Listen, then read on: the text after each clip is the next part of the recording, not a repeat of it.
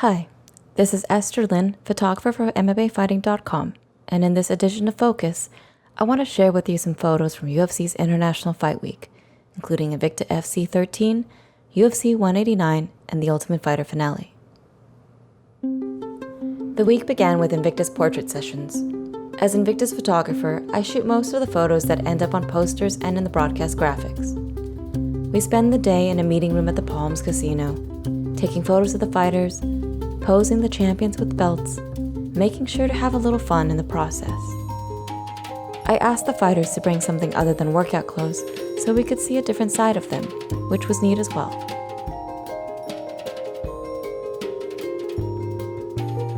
The next day, UFC 189 festivities began with an open workout, packed to the gills. Media were stacked on one another, trying to get a clean shot of Chad Mendes vying for the interim featherweight title. In the last year, Robbie Lawler has thrived in the UFC. His rise to the welterweight champion was paired with an opening of his character and embrace of the spotlight. The increased attention on this week was mostly geared towards McGregor and Mendes, and in many ways that lessened pressure also opened Rory MacDonald, whose personality to me was fascinating because I imagined some quiet madness instead of an uneasy, developing youth molding an identity. But the crowd was here to see Conor McGregor. So many had flown across the Atlantic to back their man, and it was grand to see them here. Arms in the air cheering, his fists high, returning the salutation. McGregor wowed the crowd with an extensive workout, and then before speaking to the media, went and high-fived as many fans as he could reach. I threw everything into my car and drove over to the Cosmopolitan for the Invicta weigh-ins, which brimmed with excitement. The first Invicta event in Las Vegas had a definite buzz. 3 title fights on one card was almost overwhelming. The next morning was the press conference for UFC 189, and it was set in the expansive Caw Theater, where I had stood just 2 months before at the Mayweather vs. Pacquiao press conference. Mendes and McGregor exchanged verbal jabs as the crowd jeered. No face-off.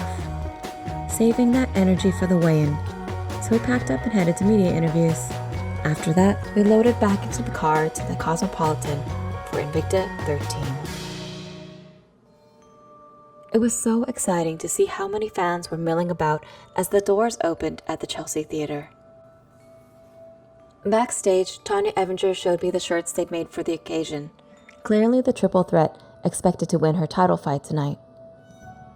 Many fighters are solemn in the locker rooms, but Evinger has mostly been a riot, laughing her way through the warm-up. She kept asking me if I got her shirt, and I smiled yes. She raised a brow at my smile. She'd hoped to elicit more than my chuckle.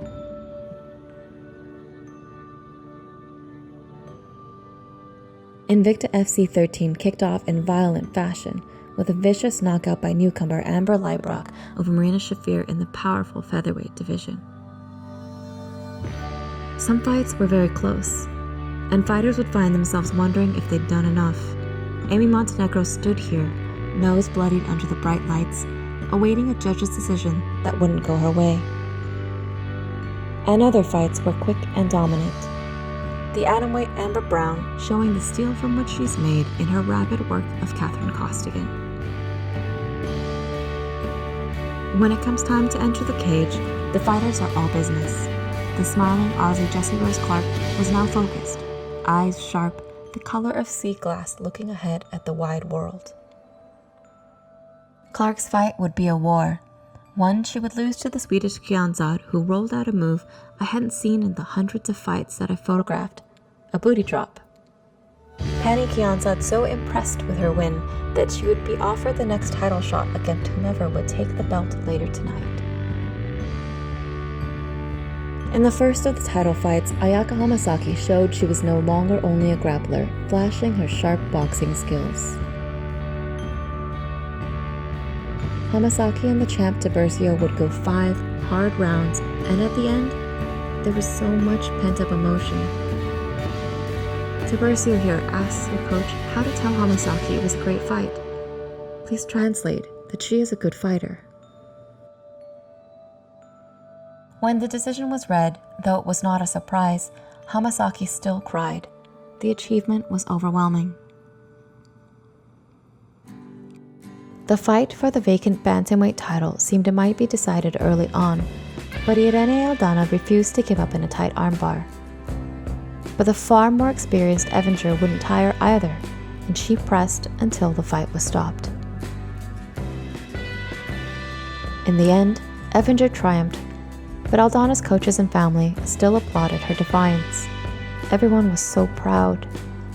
The contest was hard fought and hard lost, but there was no shame in hard work and true effort. And after her hand was raised, Tanya wanted to again point out her clever shirts, this time with her whole team and the Invicta belt around her waist. It was finally time for the main event. It had been such a long day, beginning with the UFC press conference and media days. Now, Chris Cyborg says a silent prayer as she rounds the cage. The fight is quick. A barrage of punches ending with a vicious knee to the body sat the challenger Van Duyn down. Christian Justino's exultation in repeat atop the cage. Then she dismounted to comfort the broken Van Duyn, the latest in a long line of bloodied opponents. It was a job well done. The festivities began to wind down for the night. There were 2 more events to go. We were speeding along through International Fight Week in brutal form. I walked into the MGM Grand Garden Arena hours ahead of the weigh-in and found it already brimming with enthusiastic fans. The Irish had indeed invaded Las Vegas. It was a giant party, complete with beach balls and flags, song and dance.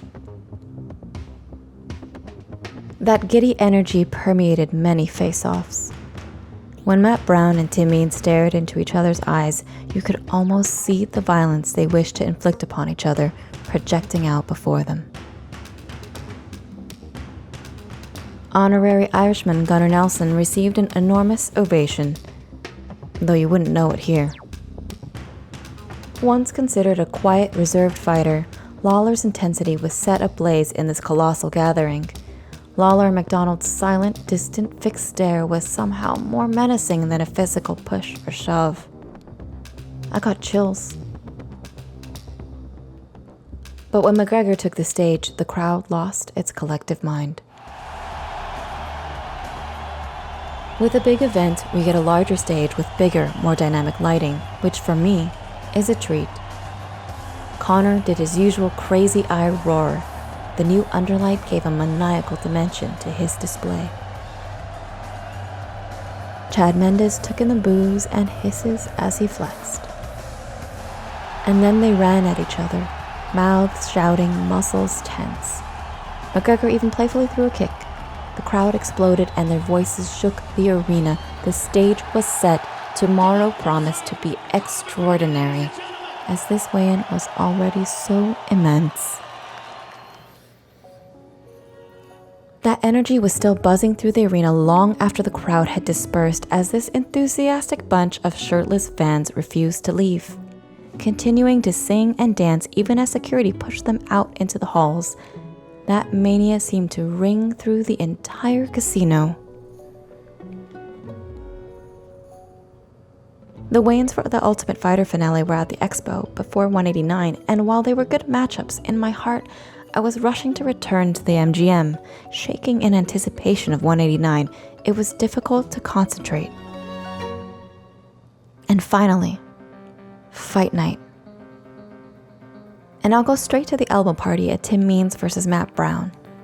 You probably know elbows are my favorite, and I'll pretend that Matt Brown knew that too.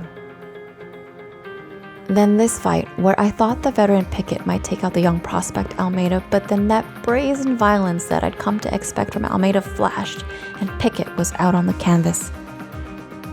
Pickett sat on the stool after. His eyes studied the replay, and the doctor spoke to him, but the Brit cared only to see what had happened. The crestfallen Pickett, who had taken the opening round before being knocked out, was intercepted as he left the octagon by Dana White, who attempted to console him with praise for the fight. "Don't be discouraged. That was incredible."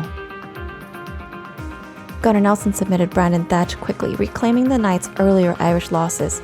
It was quick, as if Nelson knew we were all impatient for the main event, which he too wanted to watch, preferably without taking any damage himself. We were all ready. Rory MacDonald too, looking up in the spotlight as Bruce Buffer called his name. The world dark around him as if there were no one else here. And what a fight. Some fevered dream of two cunning savages, bloodthirsty in a way that I hadn't imagined I would be seeing tonight.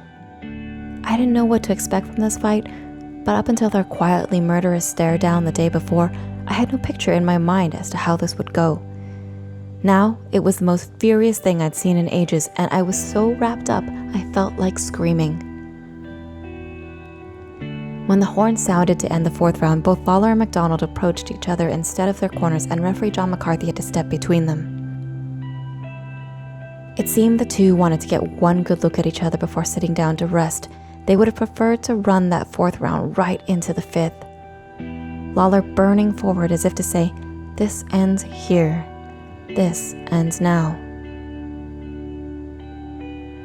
And then, in that first minute of the last round, Lawler barreled forward, unwilling to let anyone else decide his fate, and bludgeoned MacDonald's face into submission. It was a brutal, frightening thing where I have difficulty sometimes telling others why this was so beautiful to me. Why such ferocity should be admirable. Why this victory, hard fought, was so deserved, and in its sanguine baptism was somehow sacred. Roy would later say this was the best time of his life. He would never forget this fight. There's that rare, amazing fight when a combatant loses, but there's no loss in admiration, where his stock rises as his heart would prove great and strong. This was one of those fights. The term war is casually tossed around when referring to fights far too often. But Lawler fought a war and emerged the victor. His swollen face and cut lip itself a prize. A trophy like his gilded belt for having run headlong into a fire to win a fight. At this point, I was high off that last bout and I did my best to gather myself. I scrambled to send a few photos. I heard Sinead O'Connor's voice, and then I saw her, rising into the air. Oh, this was incredible. Conor McGregor emerged from the tunnel and made his way to the cage, spotlight illuminating his steps from the sky. The sparkling lights of mobile phones all clamoring to record his entrance, little stars in this bright, bright night. Chad Mendes walked in to a disapproving rumble from the Irish fans and a couple of errant chants of "Where the fuck is Aldo?" The two traded shots, back and forth, until Mendes took McGregor down, which we assumed would happen. As the round wore on, Conor seemed to be taking his sweet time on his back. I whipped my head side to side around the doorpost to catch the action, and I found myself swaying to the collective rhythm of the crowd's chants. And after a few minutes on his back, as if suddenly he'd bided enough time, McGregor got up and delivered a series of deep body shots that slowed Mendes and dropped him. Then came a wave of blistering joy that was loud and bright. McGregor first went to his coaches and cried, then fell to his knees, hand clenching the Irish flag. There was so much happiness and pride as to sweep us all in that rapture. The crowd's cheers continued to ring in my ears, even as the fans finally left the building and the press left for the media room. Crew began to clean the floor in preparation for tomorrow night's fights in a sweet reverie of victory. It was hard to fall asleep with all that excitement, but then it was even harder to wake up the next morning. There was a mass hangover, very literally for many of the fans, but for myself it was that quiet sadness you get from a serotonin dump, as if UFC 189 caused such euphoria that it also then depleted it from our systems. Even though we were in the same arena, the crowd was smaller, softer. The many fantastic fights and finishes were impressive, but after the night we just had, I don't know. Every fight is a big deal to the fighters involved, and it's not fair to them that they fought in this afterglow, but this is not to say the fights weren't good, because they were. They were wonderful wins. So I'm going to end International Fight Week on a personal note. I know as journalists we're not supposed to be impartial, but as I shared earlier, I work directly with a lot of promotions, and so you develop a stronger connection with some of the athletes who you've been photographing for a long time. I'm not going to outright cheer for any fighters, but I'm also not going to tell Michelle Waterson that she can't hug me after winning her much anticipated UFC debut. I love this picture because her love, her happiness is radiating both in her smile and in her outstretched arms. It's an elation that's so beautiful because she wants to share her joy in such a wondrous, open way. Fights are clashes between opposing forces, but that fire forges friendships and family too. It's the thing that keeps me here in prize fighting. This human saga rolled into the intricacies of hand-to-hand combat. This is Esther Lynn for MMAfighting.com, and thank you for watching.